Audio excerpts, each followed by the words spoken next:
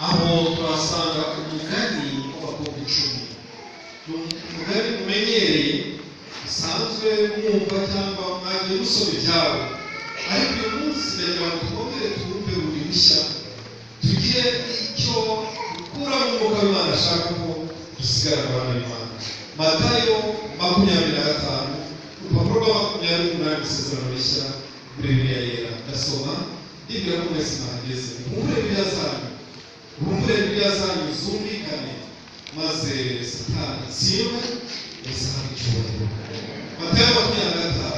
Icyo gihe ubwami bwo mu ijuru buzagereranywa n'abakobwa 10 bajyanye amatabaza yabo bajya gusanganira umukwe. Umurongo wa 2. Ariko muri abo 10 5 bari abapfu, abandi 5 bari abanyabwenge. Abapfu bajyanye amatabaza yabo ntibajyana amavuta, ariko abanyabwenge bo bajyana amavuta mu mperezo zabo hamwe n'amatabaza yabo. Nuko atinze bose barahumikira barasinzira. Ariko nijoro mu gicuku habaho urusaku ngo umukwe araje, nimusohokere musanganire. Maze abakobwa bose barahaguruka baboneza amatabaza yabo. Abapfu babwira abanyabwenge bati, nimuduhe ku mavuta yanyu kuko amatabaza yacu azima. Ariko abanyabwenge barabahakanira bati, oya, ntiyadukwira twese, ahubwo nimujye mu bahanjuzi mwigurire. Bagiye kugura umukwe araza, abari biteguye binjirana nawe mu bukwe, urugi rurakinga. Hanyuma abakobwa bandi nabo baraza barahamagara bati, nyakubahwa dukingurire.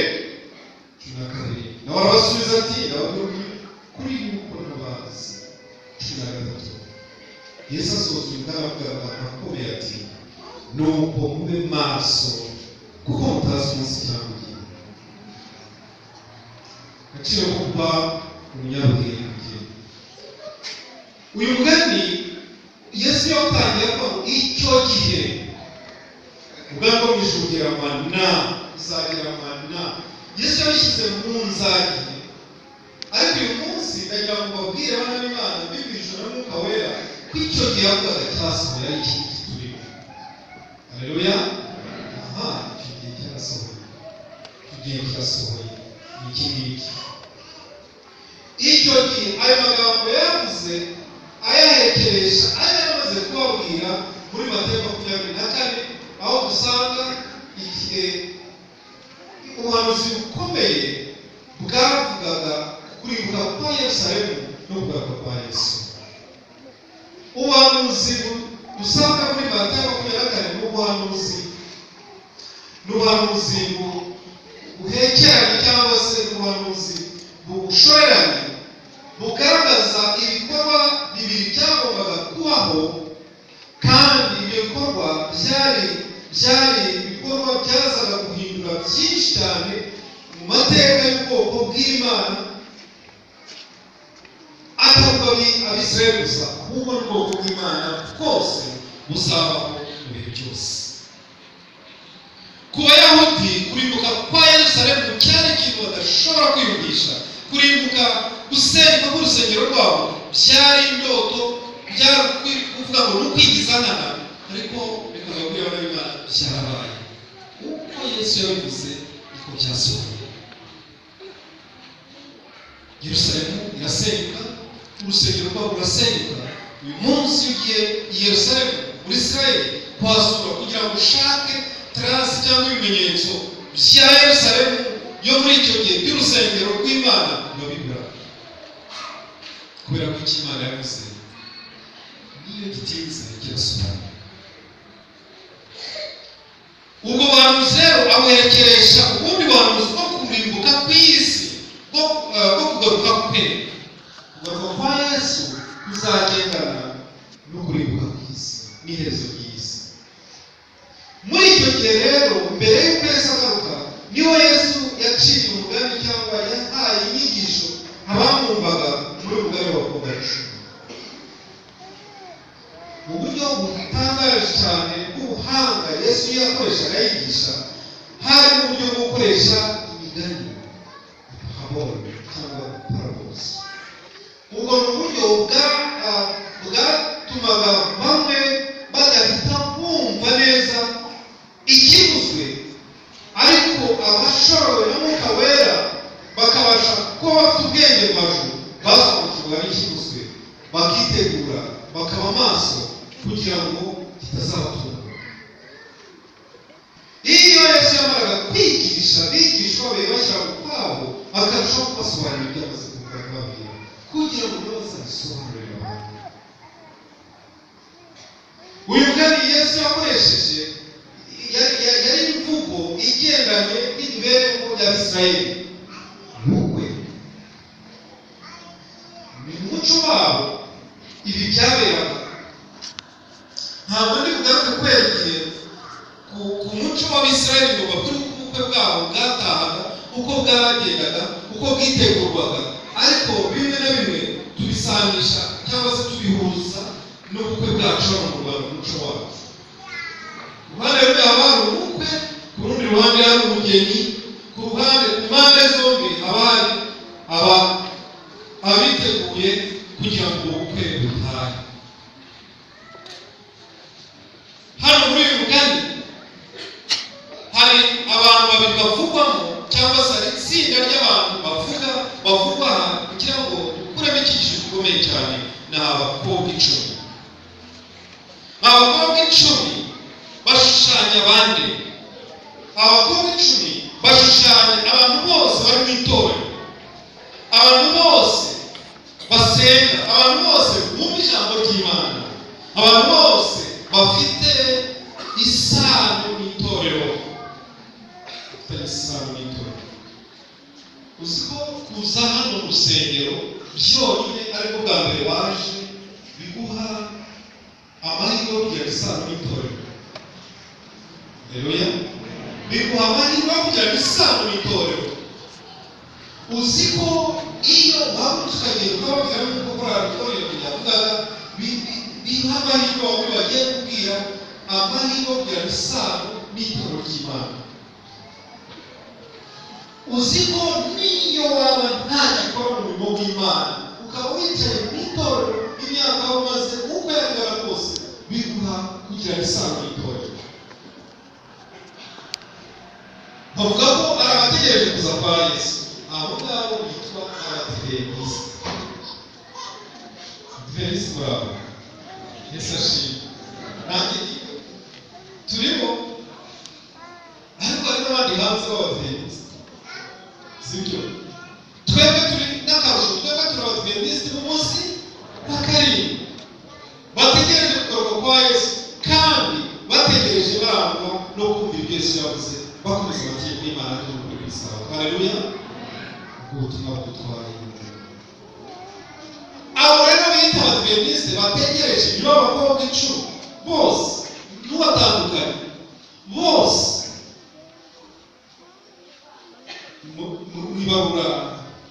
Ibarura ryakozwe mu mwaka wa 2012 naho muri iki gihugu. Abantu bagiye bavuga babwira ko ari ibarura y'uko Abadiventisite ku munsi wa karindwi ngo iyo byanditswe cyangwa se imibare yanditswe yagaragaje ko Abadiventisite icyo gihe bari 1,5 kandi ubu mu bitabo byacu muri uyu mwaka mwagana mu mpera zawo mu kwezi kwa 8 nibwo tuzaba twizihiza nibura mu bitabo byacu umubare w'Abadiventisite miliyoni uzaba wuzuye.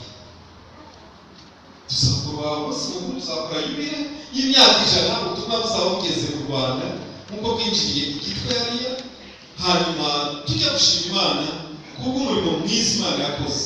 Tuzajya kuri stade icyo gihe ukwezi kwa 8.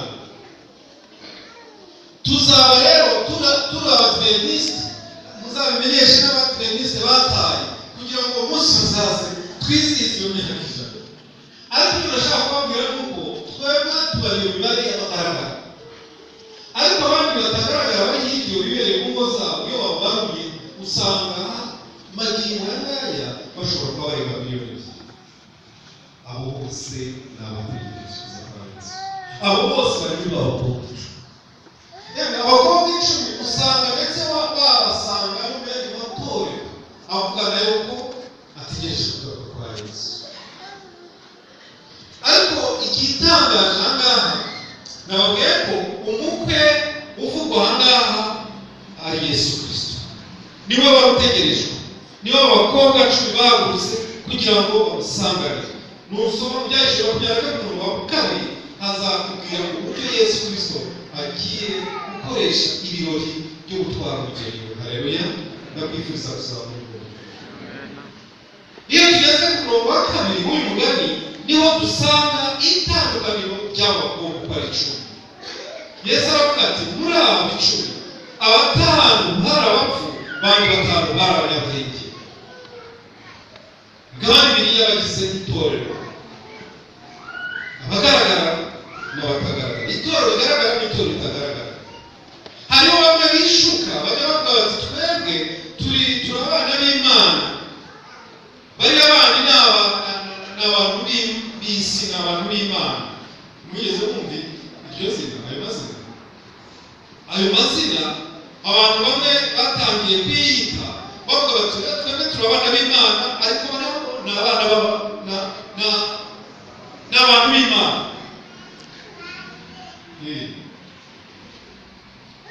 Hariho n'abandi biremye mu itsinda ry'abantu bumva yuko hari ahantu bageze batunganye, bakumva yuko urugero bagezemo batameze nk'abandi bana batarabigiramo, bakaba bafite uko bitwaye, bakaba bafite uko bagenda, bakaba bafite uko barya, bakaba bafite uko bambaye, bakaba bafite uko bumva ibintu, bagasigara noneho babona abandi nk'abantu b'abanyabyaha. Mbabwire bana b'Imana wese uteraniye hano, Bibiliya yandikira yuko twese turi abanyabyaha. Ariko inkuru nziza iyi Bibiliya yandikira ni uko twese amaraso ya Yesu adutsindishiriza tugahinduka abanyabyaha bababariwe. Haleluya. Nuko turi abanyabyaha bababariwe, abanyabyaha batsindishijwe n'amaraso ya Yesu. Ayo maraso ya Yesu niyo agirira abana b'Imana twese uko twizera. Nta mpamvu rero ikwiriye gutuma haba imigabane mu itorero ry'Imana. Wabazana iyo migabane yazagira ibibazo bikomeye cyane. Twese duhinduka abana b'Imana b'Yesu Kristo. Ku murongo wa 3 Yesu agaragaza noneho muri ya migabane igituma haboneka iyo migabane igitandukanye abakobwa 10. Itandukaniro yavuze ngo abapfu bagiye gusangana n'umugeni bajyana amatabaza yabo, ntibajyana n'amavuta. Kandi ku murongo wa 4 abanyabwenge bo bajyana amavuta mu mperezo zabo hamwe n'amatabaza yabo. Itandukaniro ryoroshye kurimenya. Ngaha ahari ibanga ry'uyu mugani bana b'Imana, ngaha ahari ubwenge. Itandukaniro nuko bose icyo tubona bose icyo bahuriyeho nuko batwaye amavuta, nuko batwaye amatara cyangwa se amatabaza. Amatara muri Bibiliya ashushanya ijambo ry'Imana. Ibyo ngibyo bibwirwa n'iki? Zaburi 119:105 umugaragu w'Imana Dawidi yaravuze ati ijambo ryawe ni itabaza by'ibirenge byanjye, ni umucyo umurikira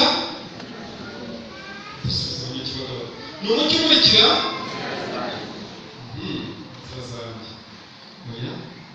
ni umucyo umurikira inzira yanjye. Bibiliya muzajya musoma neza umwanzi atabashuka. Iyo zibaye inzira zawe ndabaraka ikwiriye kuba ari inzira yawe. Yohana 10:6 kiravuze ati ni inzira ukuri n'ubugingo. Sibyo? Kandi abaririmbyi bagenzi banyu baririmbye ngo nta yindi nzira y'ukuri n'ubugingo ni ya Yesu gusa n'umusaraba we. Yesu niyo nzira y'ubugingo. Iyo zibaye inzira nyinshi ubwo Satani abavanze n'abazana n'inzira ze. Umucyo wa Kristo utuyobora, utumurikira mu nzira y'Imana, tukagenda tuzi ko twabasha kunesha turi mu nzira y'Imana. Benshi banyuze mu nzira zitandukanye, bitwa bari no mu itorero, bitwa bari muri abo bakobwa 10, izo nzira zagiye zibaganisha hirya no hino zatumye bahinduka abantu babayeho mu buryo bunyuranye n'ikiraro Imana ivuga. Niyo mpamvu Israeli amatara ijambo ry'Imana twese cyangwa hafi ya twese turarifite, ariko itandukanya abakobwa ari nacyo itandukanye bikomeye igiye gutandukanya abanyabwenge n'abapfu ni amavuta. Haleluya. Amavuta yanditswe byera bivuga ko ashushanya imibereho ihora igaburirwa yigishwa imurikirwa iyoborwa na Mwuka Muziranenge. Amavuta ashushanya ubuzima bw'umukristo bwari imbere y'Umwuka Wera. Haleluya. Amavuta ashushanya aho Umwuka Wera yicaye, aho Umwuka Wera ayoboye. Zakariya igice cya 4 mwiyerekwa Zakariya yiyeretswe abona imibereho y'ubwoko bw'Imana mu gihe bari bavuye mu nyage. Imana yabahishuriye ibanga rikomeye rizabashoboza gutsinda mu buzima bwabo, ari naryo banga uyu munsi bibutsa. Yarababwiye ati rero bana b'Imana, ntimuzagire ibyo muzageraho byose muzabigeraho ku mbaraga zanyu, ntimuzagire ngo muzabasha kuba abakristo kubw'imbaraga zanyu, ahubwo si kubw'amaboko yanyu kubw'imbaraga zanyu, ahubwo ni kubw'Umwuka wanjye wera. Mwuka Wera nicyo kintu gikomeye. Mwuka Wera niwe wenyine abari mu itorero ry'Imana n'abari hanze yarwo bakeneye kugira ngo bagere ku rugero Imana ishaka. Mwuka Wera niwe dukeneye. Mwuka Muziranenge. Ubwenge n'ubupfu bigaragazwa no kugira iyo mpamba ya Mwuka Wera mu mibereho y'abakristo. Agaciro ko kuba umunyabwenge. Witwa Martin Luther, umugorozi wa Protestant, amaze gusobanukirwa n'inzira y'agakiza, yaje gusanga Bibiliya yaje kumwereka ko amatara adafite amavuta ngo ni imirimo itagira kwizera, kandi agerekaho kwizera kutagira imirimo nako nk'uko Yakobo abivuga aba ari imfabusa. Ijambo rero ni ubukristo bwuzuye. Imirimo no kwizera bigira umukristo wuzuye. Abakobwa b'abapfu babaye bapfu bitewe n'uko bishingikirije ku mirimo yabo, bibagirwa ko kwizera kubakiza. Bagombaga kuba bafite iyo mirimo kandi bakagira no kwizera. Abakobwa b'abanyabwenge, icyabagize abanyabwenge nuko kwizera kwabo kwahoraga kurangwa n'imirimo bakoreshwa na Mwuka Wera. Haleluya. Ujye ubikora wibaza utariko n'ibikoresha, ujye uririmba wibaza utariko n'ibikoresha. Mu murimo w'Imana icyo wakorewe cyose ujye uhora usaba Imana kugira ngo Umwuka Wera bari gukoresha. Murongo wa 5 Bibiliya ivuga ngo umukwe atinze bose bageza bate? Barahunikira, barasinzira. Kumva guhunikira hanyuma kandi no gusinzira ni akaga. Iyo umuntu yahunikiye aba ari ntabwo abageze ahantu hakomeye cyane, aho adashobora kugenzura ibimubaho, aho adashobora kugenzura mu ntekerezo ze ngo amenye ngo yavuze iki cyangwa yakoze iki. Aba yatwawe n'ibindi. N'umuntu uri muri nini wasinziriye cyane akarota, uwo muri kumwe akubwira ati ibi byakubaye kwambukira ntabwo ari byo, kubera ko wasinziriye cyane wahunikiye ushobora kubimenya. Uko gusinzira no guhunikira abana b'Imana bishushanya iki? Gutinda k'umukwe, imbazi bakwiye gutinda k'umukwe ni amahirwe ku mugeni no ku bakobwa 10 cyane cyane abakobwa bakuru. Bose bari bategereje babona ko kuza kwe gutinze, barasinzira basa naho bafashije intwaro hasi. Igihe turi mu gihe gikomeye hano b'Imana, itorero n'itorero ry'Imana mwe nanjye turimo turasinziriye. Umurimo w'Imana turasinziriye, mu nshingano turasinziriye, mu kuvuga ubutumwa turasinziriye, mu Busonga turasinziriye, muri Bethlehem turasinziriye, muri Jiya turasinziriye, mu ishuri ryo kw'isabato turasinziriye. None se niba tudasinziriye, muzicare mwumvire raporo itangwa mu ishuri ryo kw'isabato. Mwese niba mwikurikiye abize karindwi bangahe? N'uyu mwanya umuntu wese aramutse abajijwe icyo kibazo, mbese abize karindwi yakibaza aho kirashe. N'ugerageza kwiga karindwi yakwibaza ariko se narize koko? Dufite ibidukuriye byinshi, dufite ibidutwaye cyane muri ubuzima, bikatuza ndetse n'umwanya mwiza wo kubana n'ijuru. Buri munsi, buri gitondo umuntu wese azinduka ahaguruka ajya gushakisha imbere. Buri wese, n'abana bato n'abagabo, uzabyuka mu gitondo uzatubona utwana turimo twirukanka n'ibitabo tujya mu ishuri. Turazinduka cyane, ababyeyi barabazindura, abagabo bazinduka birukanka bamenenga. Umugore gukoresha iryo jambo, tuzinduka tumenenga, wagira ngo mu ngo harimo ikintu kirimo kitubwira ngo musohoke mugende. Wagira ngo mu rugo haba hari nk'inyamaswa y'inkazi ngo ariko nimugende muzinduke. kandi aba bagore nabo nuko bavuga kibaho mushiki wacu muraho. Yesu ashimwe. isi yo bazisigiye bana ko kera bari ba mutima w'urugo bifeho niko bita ko mwari ba mutima w'urugo umugabo mwarasize n'ingoma zizabiraza niko yo zisize zisigara mu bana. Icyo nshaka kubabwira abantu bavandimwe, ni utekereze cyane ukuntu tugira imbaraga zo kuzinduka tujya gushaka imibereho, tujya gushaka ubuzima bwiza. Kuki tutagize izo mbaraga dushaka ijambo ry'Imana, dushaka ibizaduhesha ubwiyunge? Kuki tutananirwa kuzinduka tuza mu nzu y'Imana ku isabato? Zaziragera mu mezi atatu kose twadutingira kwiza. Urajya gukora iki? Icyo nacyo twitekerezeho.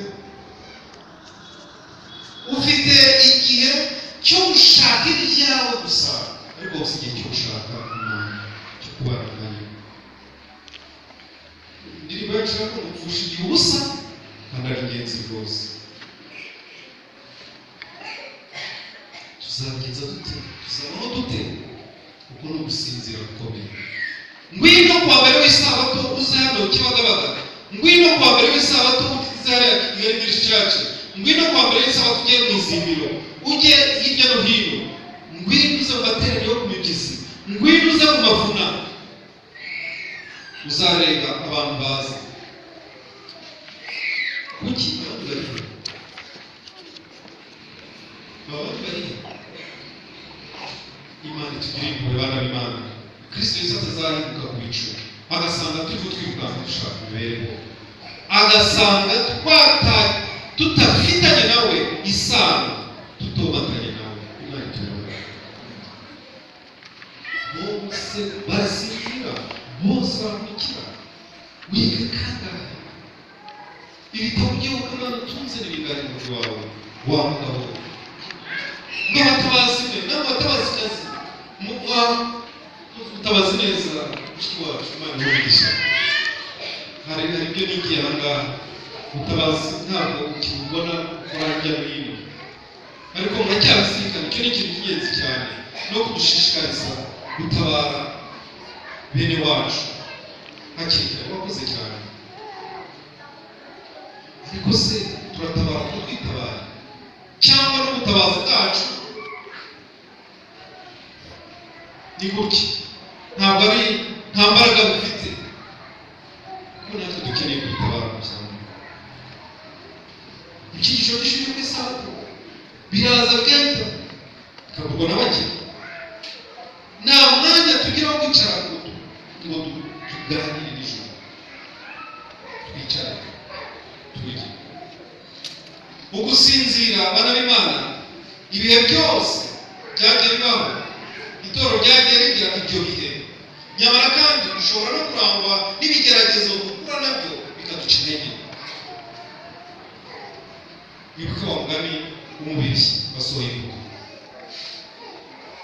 bamwe bakumva nta nyota namba bafite y'ijambo ry'Imana, bakumva niyo bishaka rwose, icyo kigeragezo ko gifite.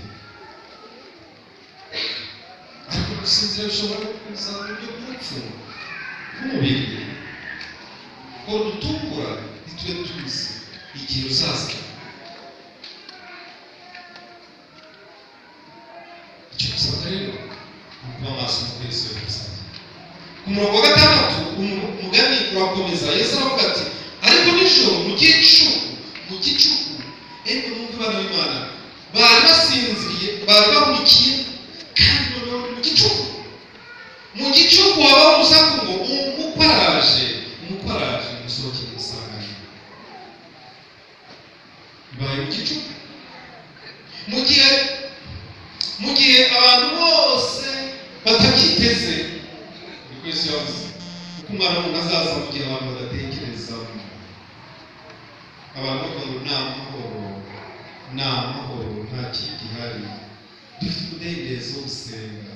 Ibyo ni byiza, turaza kuwa karindwi w'isabato tugasenga, kuwa mbere w'isabato tukajya mu muganda, turajya gukora imirimo yacu, turajya gucuruza, abana barajya kwiga. Nta mahoro nta kintu gihari. Iyi si irakoresha ibishoboka byose, politike z'isi, kugira ngo barebe uko bazanira amahoro iyi si. Ibihangange biyoboye isi nk'uko bari mu byiga byigisho byateguye inzira zose zituma abatuye isi bayoborwa kumwe, abatuye isi bategekwa kumwe, abatuye isi baramya kumwe. Natwe turasinziriye, turarangaye, twibere mu byacu, ntabwo tuzi ibigiye kubaho. Bizagira bityo twikubiteho nk'uko bombe ikubita ahantu, abantu bose bagashira. Bana b'Imana dukwiye kuba maso, tugakora umwami Yesu. Urusaku rushushanya ijwi ry'abagaragu b'Imana, impuzi z'ubutumwa bwiza, ubutumwa bw'abamarayika batatu bugomba kuburira abatuye isi, ubutumwa mwe nanjye dufite duhetse, ariko tutari gutambutsa uko bikwiriye. Kuki dufite ubutezi? Ni ngombwa tubabwire kuko kuri iyo myanya yabivuze. Iki ni igihe w'Imana amajwi menshi nanone avuga cyangwa se yumvikana, amura amajwi. Ikibabaje nuko akurira abantu umutego wa Satani. Babaretse babona n'ababwiriza tutabaye maso, bakaba baha kwizera kwacu cyangwa se batugusha kuri kuba maso. Gahunda y'ububyutse n'ivugurura yatangiye mu itorero, n'indi mbaraga y'urusaku igomba kumvikana, maze abantu b'Imana bakarushaho gushishikarira kwivugurura byamuka. Urusaku ruravuga ruti umukwaraje musohoke musanganire, bidatinze abana b'Imana Yesu agiye kuza. Yesu agiye kuza, isi yose izamenya, nta n'uyu n'umwe utazamenya, abantu bose bazamenya. Murinzi yabajijwe kugira ngo basobanure iby'igihe. Mbese Murinzi igihe kigeze, sobanura, tubwire. Kuki tutamurinzi ku marembo yigeze Yerusalemu utirengeze umunsi wa karindwi? Mwana w'Imana uri hano, saba Imana kugira ngo ugire umurinzi ubone maso, uhurire n'abandi kugira ngo batazabona. Yarasubije ati ijoro ryijimye cyane, ariko ndabona bugiye gucya. Haleluya. Ijoro ryijimye bana b'Imana, ariko igishimishije nuko bugiye gucya. Erega abanyarwanda bavuze ngo erega nta joro ridacya. Haleluya. Wibere mu bitotsi, mwitiro niko barundi bavuga, wibere mwitiro, ugone ube mu kinyenga kimeze nk'igitobo cyamuka, ariko ijoro rizacya. Ubane na Kristo, ugumane na Kristo, bidatinze inkuru nziza ijoro ijoro rigiye gukira, agiye kuza aguhanagura amarira, agiye kuza kumara umubabaro, agiye kuza ahaza ibyifuzo byawe. None se uzaba witeguye? Nimwumve icyabaye kuri abo bakobwa bumvaga bari baravuze ko bategereje ubukwe, bumvise ko umupashi itangazo riratanzwe, maze abakobwa bose bakurira bose, nta n'umwe usigaye, bose baboneza amatara yabo, bajya gushaka za bibiliya zabo, nuko abantu turavuga ngo hari igihe abadiventisiti bamwe baje gukora umurimo w'Imana mu gihe biyi ngo bazaza bashaka abagabura, bashaka abapromotori, bashaka ababitsi, bashaka abapasitori, ngo bakawirukaho bavuga ati reka tubahe cya kimwe n'icumi batwakaga, reka tuzane amaturo umurimo w'Imana ukorwe. Ariko Imana yaravuze ngo bazabasubiza bati mwarakerewe cyane, ntacyo kikibazo. Kuki twananiwe kubisonga ikiraro cy'Imana? Kuki amafaranga duhemusa, ko tuvuka tutayafite tugapfa ntituyajyane? Kuki aya mahanya aduhemusa? Mpamvu ki tuvuga amafaranga wese? Nuko umwami wacu Yesu yavugaga cyane mu cyigisho cye yigishaga. Yesu yavuze ku mafaranga, ku butunzi, azi ko ari cyo kigiye gutuma abantu bavuga ubwami bw'ijuru, kuko Satani yategeye ibitego byinshi, kuko baswe n'inarijye no kwikunda no gukunda imiya batazigera yinjira mu bikari by'Imana. Ariko atsinze inarijye akamenya ko amafaranga ari inzira Imana inyuzamo kugira ngo ajye gukora umurimo w'Imana, uwo ngo yiteguye gutsinda urugamba rw'ubuzima.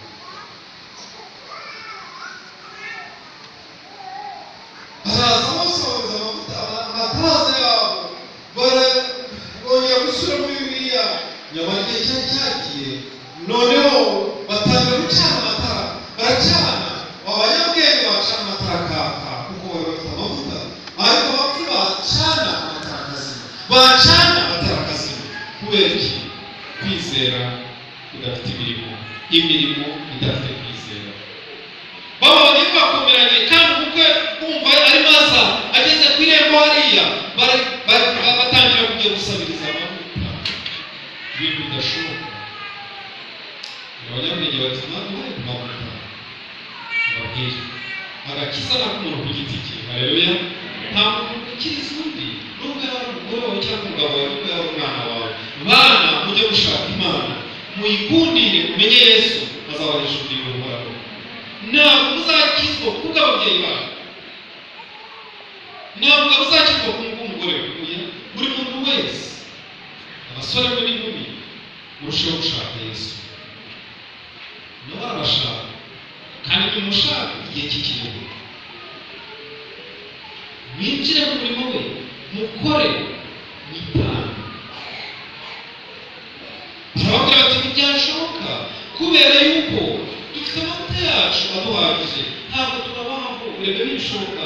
Mwuka wera ni umuntu ku giti cye, Mwuka wera buri wese bamwiyakirira. Kandi inkuru nziza ni uko uwo Mwuka wera Imana yiteguye kumuha umuntu wese kuko ari isezerano yadusezeranye. Imibereho yacu ya Kristo, bana b'Imana, izagira agaciro, tuzaba abanyabwenge igihe twiga ijambo ry'Imana, twizera, dusenga kandi tubera Umwuka wera. Ntabwo amasengesho akuraho ijambo ry'Imana. Nituvuga ngo tuzasenga cyane, tuba mu matsinda yo gusenga, ariko tutiga ijambo ry'Imana, ibyo byaturindira abanyamwuka. Abanyamwuka murabazi? Haleluya! Abo basenga batiga ijambo ry'Imana, barishyize ku ruhande, bahinduka abanyamwuka. Ariko n'abiga ijambo ry'Imana ntibasenge, bahinduka abanyamihanga. Urubaza abantu wowe uri matsinda, byongera kunyuzuzanya ijambo ry'Imana n'amasengesho, abantu bayobowe n'Umwuka wera. Iki kiguhindura abanyabwenge. ijambo ry'Imana ryo imbaraga yo kwihanganira kuri sengesha dusabanye n'ishuri n'amukasana nta muntu n'umwe wabidukorera kandi tugomba gutega iyo mbaraga umuntu wese arayihawe. aha rero bana b'Imana niho hari ibanga ry'uyu mugani Yesu yashimye. muri make icyo Yesu turarikira muri uyu mugani ni uguharanira kugirana umushyikirano kugira ngo umubano wacu nawe tubifashwemo kandi tuyobowe n'Umwuka Wera. umubano wawe na Kristo niwo uzagushyira mu mwanya mwiza wo kuba uwakobwa batanu b'Abanyabwenge. umubano wawe na Kristo niyo ugeze ku murongo wa 11, umurongo wa 10 wasoje b'abakobwa babuze amavuta umukwe yinjiye mu rugi rwakinzwe birarangiye. igihe kibazo kirarangiye bidatinze, igihe kibazo kigiye kurangira bana b'Imana maze urugi rwose ntawe uzabimenya nta n'uburyo ntazizabaho kwibazo zirangiye. umwuka wamuzi gusa icyo yabwiwe binyuze mu ijambo ry'Imana ati yeretswe ko ku Badiventisti bamenye ukuri urwo rugi rw'imbabazi ruzafungwa mbere y'abandi bat'Abadiventisti. Imana izaha akanya abat'Abadiventisti kugira ngo bafate umwanya wo kwitaba kurarika kwa Yesu, ariko nabo ngo bazafite agahe gato cyane mbere y'uko Yesu afungura urugi rw'imbabazi. kandi ibyo nanone bizagendana n'ibyo twumva mu buhanuzi bivuga gutangaza kutimashe, gutotezwa kw'abana b'Imana, imibabaro ya Yakobo, hanyuma Kristo aze gucungura abana b'Imana. ndabifuza kuzaba umwami wa Yesu.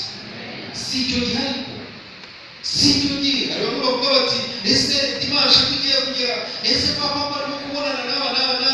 si ibyacu bana b'Imana. ibyo ngibyo ibyacu ni ukubana nawe binyuze mu ijambo ry'Imana. ibyacu ni kugira umushyikirano nawe. ibihita byose bizaba byose ibyo ubyirengagiza icyawe komeza umushyikirano na Kristo. isano ikomeye hagati y'umukwe n'abakobwa 10 ni nacyo Yesu avuga ku murongo wa 10 ngo bagiye kumufashe abantu biteguye binjirana nawe mu bukwe urugi rukingwa. hanyuma b'abakobwa bandi nabo baraza barahamagara bati nyakubahwa dukingurire. abasubiza muki nawe abasubiza ati ndababwira ukuri yuko ntazi. muri make yarababwiye ati ndababwira ko ntasanga ufite